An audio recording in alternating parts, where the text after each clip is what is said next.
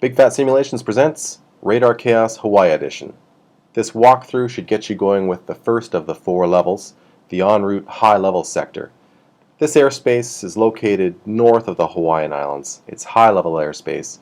It handles aircraft that's just come in off the ocean and is ready to be sequenced for their arrival into Honolulu, Maui, Lihu, and the big island of Hawaii. I'll put away this flight data board for a moment here.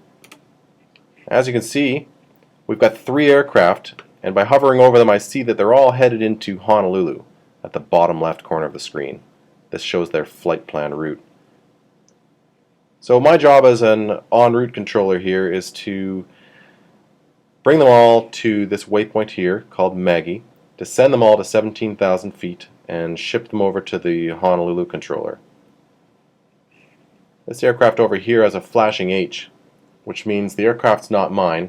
It belongs to the Oceanic controller, and they're wanting me to accept it. So I'll click the H. Now if I try to click on the aircraft, it won't respond because the aircraft's not on my frequency yet. I just accepted it. That controller is now telling the pilot to call me, and when the pilot checks in, then I can start giving instructions. This aircraft here is the first one I'm going to handle. They're at 36,000 feet. They need to be assigned 17,000. I can determine that by bringing up the overlay, which tells me all about Honolulu arrivals and how they have to be descended to 17,000 feet and how they have to be 10 miles in trail of each other. Or I can just cheat and look at the panel, and it says here assign altitude 17,000. That's easy. I clicked 17,000, the aircraft's on its way down. There's a green arc at the bottom left here, and that's belonging to this aircraft, United 323. The green arc indicates bottom of descent, or top of climb, and it just tells me that's where the aircraft is realistically going to reach 17,000. It's handy. Okay, WestJet 538 is also on my frequency, on their way down to 17,000. I have a bit of an issue here. 2 aircraft pointed more or less towards one another. This aircraft's at 31,000 feet and climbing, and I see that they only have 35,000 feet assigned to them so far. Delta 429 is at 40,000 feet, so there's no immediate emergency. But I won't descend this Delta just yet, just not until I move this aircraft out of the way. They want to go direct to a place called Toads. If I bring up the overlay, you can see that Toads is up at the top left. So the aircraft should start a turn. Let me turn on the future path to see that. The aircraft's starting a turn. And once I see the turn start to happen, I'll bring Delta down. Oh, I've got another handoff here. And one more. And oh, here's a 737 climbing out of Maui. I've got to take that handoff as well. I have a bit of a problem here. These 2 aircraft, they look like they're tied for this waypoint called Maggie. If I turn on their... Forgive this panel, it's just a beta panel. It'll look prettier when we release. But if I turn on the mileage for both these aircraft, it tells me that United 323 is 44 miles away from Maggie. WestJet 538 is only 2 miles behind United. That's not enough space. If I let these 2 aircraft fly into Honolulu only 2 miles apart, the next controller down the line is going to get angry at me because they like airplanes to be spaced 10 miles in trail. They receive streams of traffic from me as well as other controllers from different directions. And if we give a bunch of airplanes to them all in one clump, it's going to clog things up. So the requirement is that we give streams of traffic of airplanes that are nicely spaced 10 miles apart. So how am I going to do this? I could slow this aircraft right down and try to build in 10 miles, but I think the easiest thing is to just give what's called a delay vector. I'm going to put them on a heading like that. I'll turn on the future path so you can see. And it shows that this aircraft is going to fly southeast. And I'll leave them on that heading until I build in the necessary 10 miles. And I'll turn on the future path for United 323 as well. And you can see that there is no conflict per se. They're not going to hit, but they're not necessarily going to be going into Honolulu in an orderly fashion if they're only 3 miles apart at Maggie down here. So there's always lots to do. I've got to accept a handoff here on this flight. I've got American 151 going into Maui, an A330 up here on their way into, well, let's bring up the flight data board and take a look. 951 is destined for Kona, and they're at 33,000 feet. These two could be an issue. I'm going to turn on the future paths and just watch the situation. And I'll come up with a solution in a moment here. Delta 429 is in the clear. I'm going to give them 17,000 feet. I'm going to turn on their mileage as well. And I can see I've got a bit of a situation developing here. Looks like 4 aircraft now, all going into Honolulu. I'll turn off some of these paths because this is getting a little bit cluttered.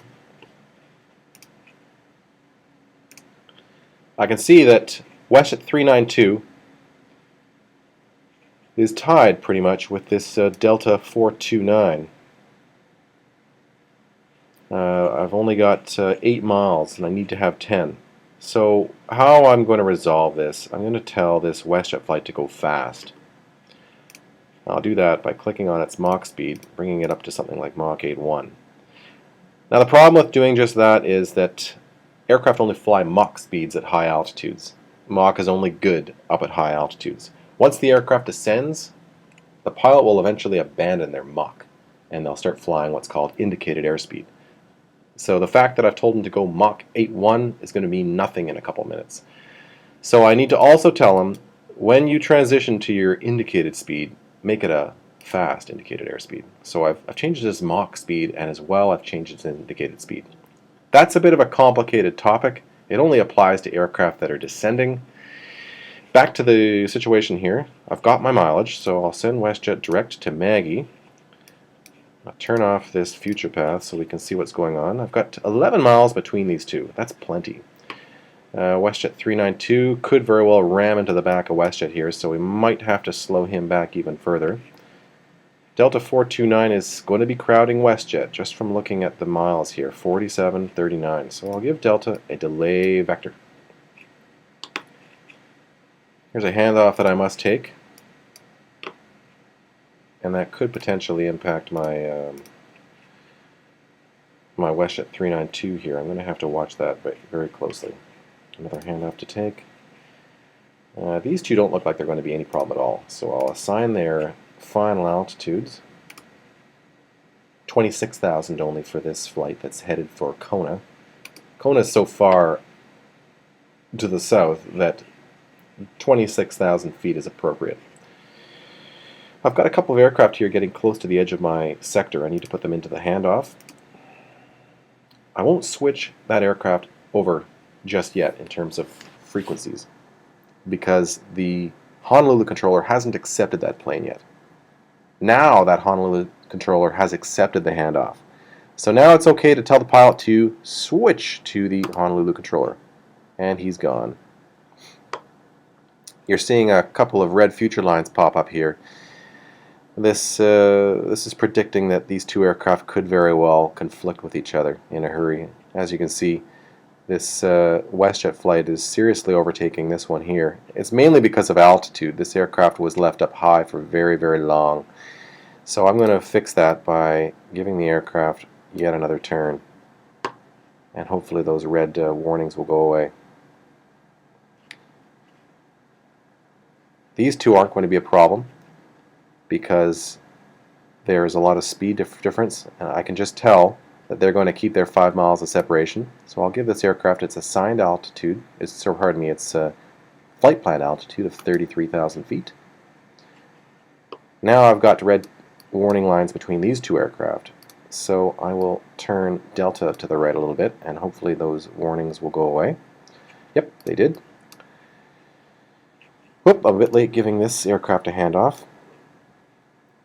Now you might have noticed that after I handed this aircraft off to Honolulu, that pretty tag went away. And that's because this aircraft is no longer on my frequency. It's no longer in my airspace. I don't care about it, so I don't need to see that detail. It would be nice to know what it is, what altitude the aircraft is at, and so therefore that's the only information that I see. Okay, I've got to hand that aircraft off. I've got a few things to do here actually. I need to watch these two aircraft here, L952 and Delta 429. In fact, I think what I'm going to do is move this aircraft right out of the way. The pilot won't like a steep turn like that, and my efficiency meter will get penalized for doing something that wild, but this is what happens when you try and control and talk simultaneously. Up here, this aircraft is flashing, meaning the adjacent controller has accepted the aircraft, and now I must tell the pilot to contact that controller. Previous radar simulations that we've created, we've had this option to assign a specific frequency. Contact Honolulu on 126.1 type thing. But we feel that's adding a lot of complexity, and it's not really adding to the fun. So we've simplified it by simply adding a switch button. Switch. And the aircraft contacts the next sector. Switch. Okay, I've got good mileage. This aircraft can go direct to Maggie. And I will also put this aircraft into a handoff. I'll send this aircraft direct to Maggie as well. I've got my required mileage between these aircraft. 952 can be turned on course, direct Aziba. Where's Aziba? Let's bring up the overlay. There it is, Aziba. Where is he going, by the way? Anyways, 952, departure. 952, he's going to Las Vegas. Viva Las Vegas. He's out of, he's climbing from the west, headed for Vegas by way of Aziba. And then Romeo 577 track. Okay, we don't really care about what happens when he's off of our screen. You see some lines popping up here with numbers on them. These are helping us out, warning us that aircraft are getting a little bit close. It's similar to the red warning lines you saw earlier, but these are automatic, and they're helpful when you're trying to sequence more than one aircraft. I had meant to give this aircraft direct to Maggie, but I had neglected to do that properly. Okay, so I've made a mess here. I need to get these aircraft climbing.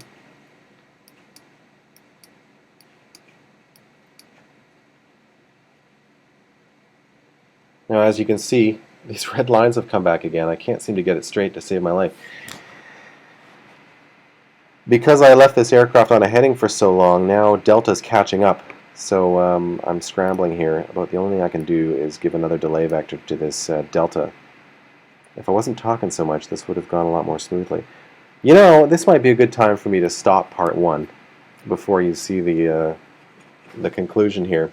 And I'll start a part 2 tutorial, and I'll try to go into a few other things like where we're supposed to direct aircraft that are going to locations such as Lihu off the screen, and Kona and Hilo, and how to handle departures, and what a SID is.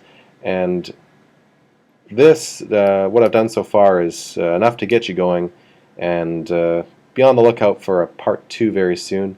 I hope you've enjoyed watching this as much as I've enjoyed making it. Thanks for your time.